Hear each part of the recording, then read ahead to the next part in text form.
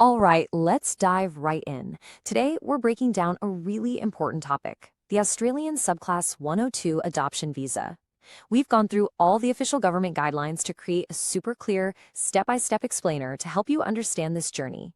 So if you're watching this, you're probably starting one of the most amazing and, let's be honest, complex journeys out there, bringing an adopted child home to Australia. It's a path with a lot of steps, and our goal today is to really clear up a critical piece of that puzzle, the visa process.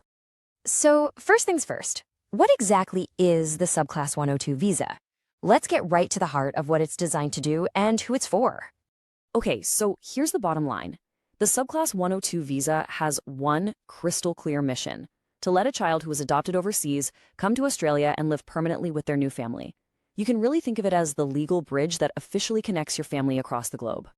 Now, before we go any further, there is a critical piece of information we have to cover.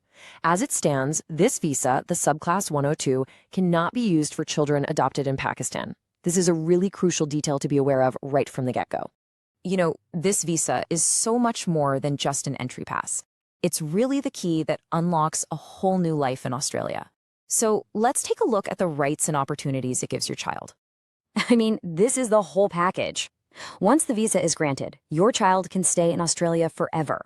They can work, they can study, and they can enroll in Medicare, our public healthcare system, which is huge. It also opens up possibilities down the road, like sponsoring other relatives, and, of course, the big one, eventually applying for Australian citizenship. And this is a point I really want to emphasize. This is not a temporary or some kind of probationary visa.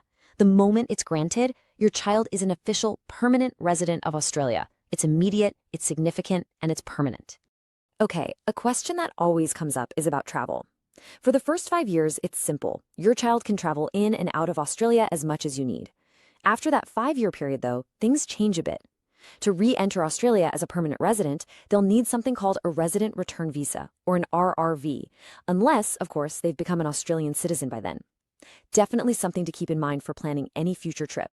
Okay, let's switch gears and get into the practical side of things. The nitty-gritty. What do you actually need to know when you're getting ready to apply? First up, the cost. The base application charge for this visa is 3,235 Australian dollars. But, and this is a big but, it's really important to know that this is just the starting figure. And why is that so important? Because that base fee doesn't cover everything. Not by a long shot. You also need to budget for other costs that will come up, like health checks, police certificates, and biometrics. Plus, if the child you're adopting has dependent children of their own, there will be extra charges for them too. Now, here's a big one, a really crucial requirement for the whole process. The child must be outside of Australia when the application is officially submitted. This is a strict rule, so getting the timing on this just right is essential. Now for the question that's on pretty much everyone's mind. How long is this all going to take? That waiting period can feel really long, so let's look at what the department actually says about processing times. The official guidance gives us some pretty good clues. While you can find processing time calculators online, they also point out some common things that can cause delays. So let's walk through those so you can be prepared. Honestly, you can think of this as your checklist for making the process as smooth as possible. Double check, even triple check, that every single field is filled out correctly. Make sure you've included every single document they've asked for.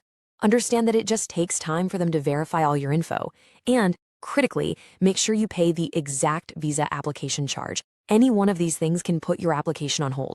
So here's a quick snapshot of the journey your application takes. First, you lodge it and pay the fee. Then you should get an acknowledgement back within about a month. After that, the department starts the big job of verifying all the information. And the final step, of course, is when they make a decision. So what happens after you get that wonderful news that the visa's been granted? Well, there are a couple of really important obligations you need to have on your radar. This is your first and most important deadline.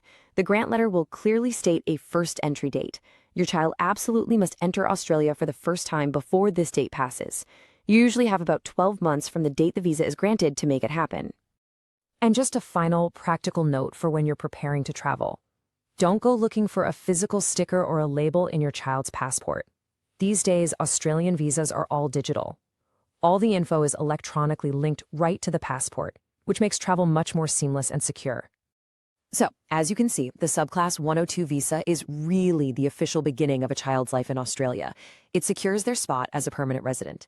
But it's not the end of the journey. It's the first huge step on a path that can lead all the way to Australian citizenship, completing their story as a member of the Australian family. So the question is, what will that next chapter look like for you?